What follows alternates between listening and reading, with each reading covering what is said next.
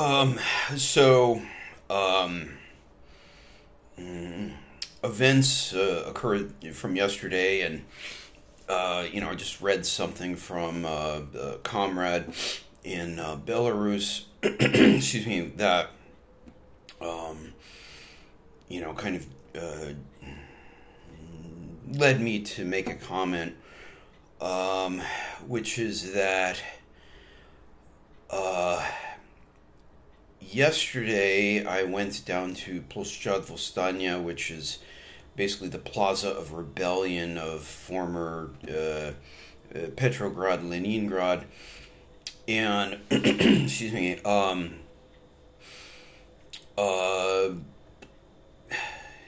basically where the October Revolution broke out. One of the points at which it broke out, um, and I ended up talking to a migration lawyer, and that lawyer informed me that yes, due to the fact that my grandparents were born in what was then the Tsarist Empire in Belarus, or Weiss Rusland as they called it,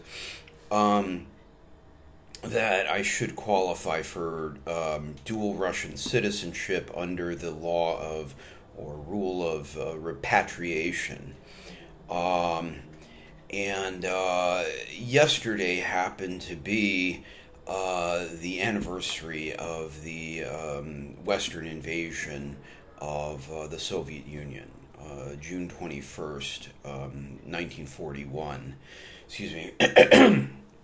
And October 30th and 31st, so that's approximately what?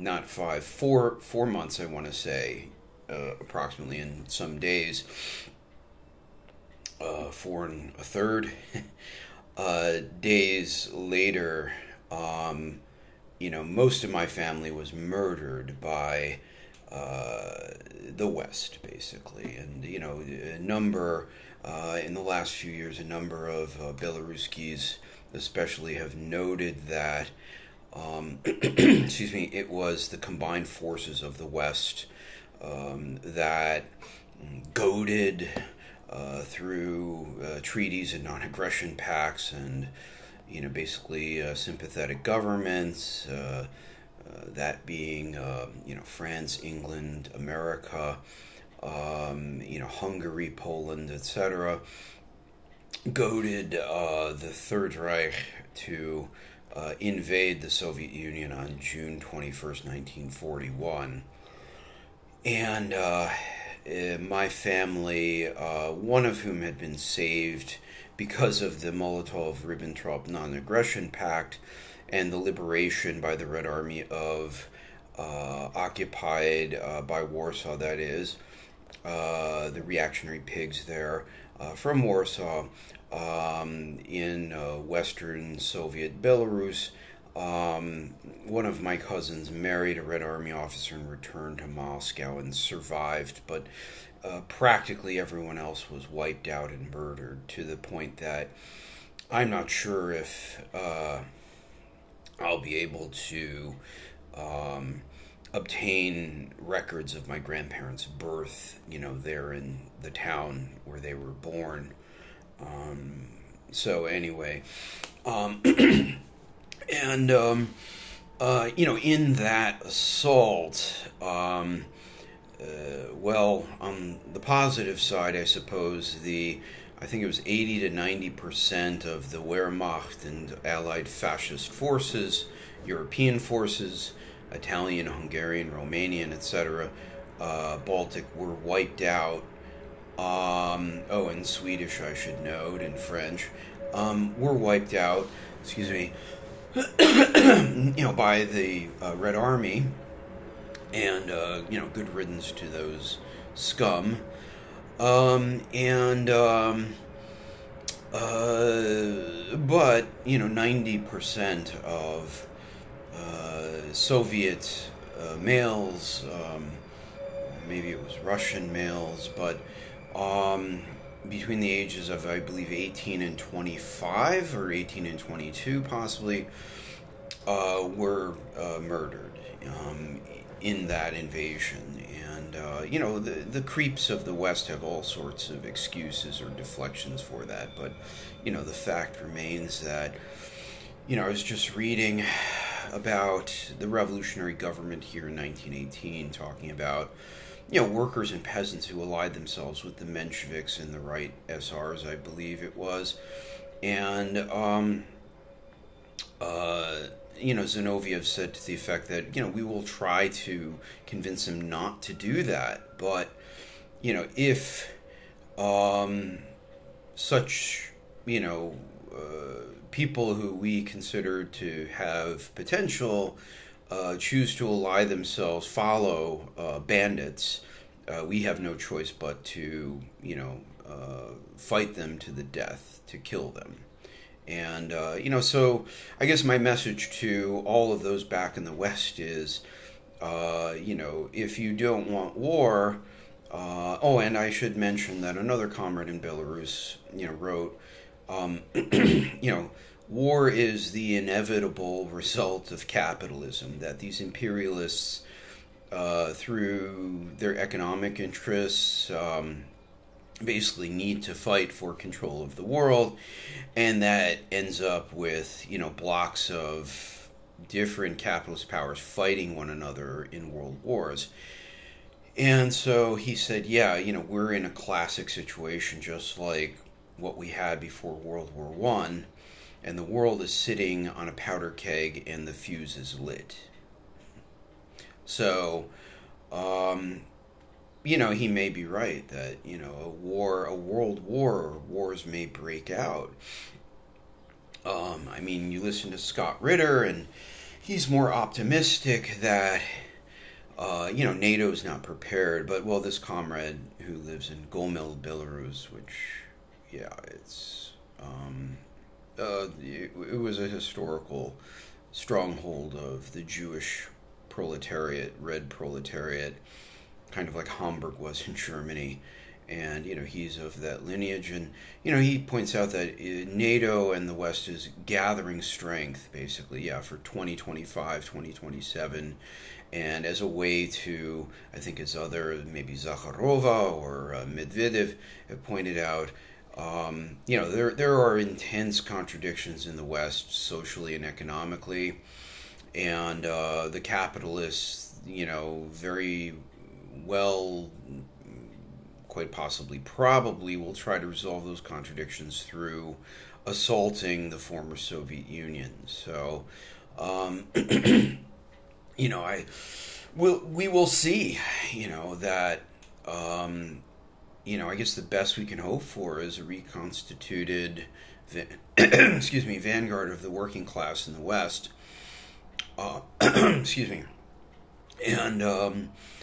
as the comrade in Gomel was saying, we will hope that the coming generations of people of the former Soviet Union, even without, any sort of worker state, but with a more civilized society than the West, can again resist and overcome, the aggression of the West. And, I hope maybe in the West that, the saner, more rational, more socially useful layers of the West can, turn the guns around on the sociopaths that rule them, basically, and overthrow their own capitalist systems, or cripple, these sociopaths, and end the war. Because, I was looking at a photo yesterday because there was this CIA cockroach who was posting about his Walter PPK and how they buried the Soviet Union in the ash can of history.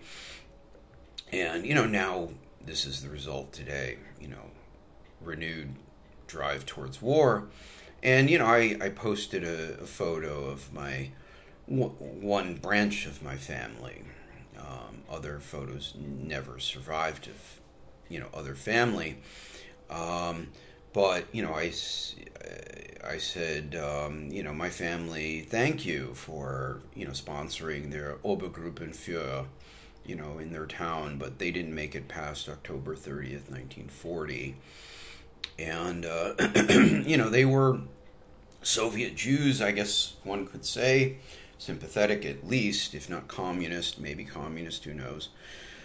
Um, you know, they were wiped out, so, and, those who survived died, and, yeah, they were probably, whatever, very amorphous politics, because I didn't hear secondhand from people who knew the survivors firsthand that, these parents had, any specific politics that were communist. They were probably, though, pro-Soviet, so, but that's a whole long discussion. So anyway, but these people, the ones, that family, the father was a stepfather, father was a pharmacist, and my other cousin Taiba Kantrowitz, same last name as myself, she was a pharmacist, and she was killed in the first ghetto uprising on Vulitsa, Pervoy Mai, street of the 1st of May. And that was a message from the comrades that I'm delivering to you in the West now.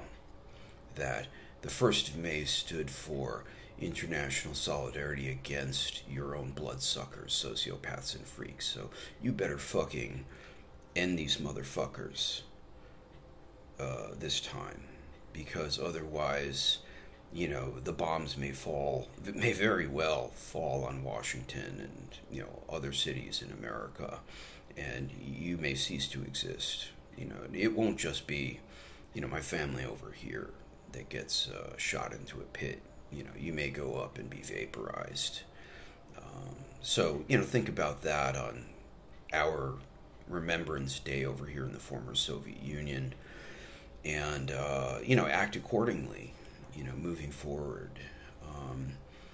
So, yeah, the first thing I think the American people can do, I guess, or probably will do, is repudiate the liberal freaks like Clinton, Obama, Biden, etc., Graham. But beyond them, it's a system. So, if you're stupid like the Ukrainians have been, your country may end up destroyed, and you may end up starving to death or blown up.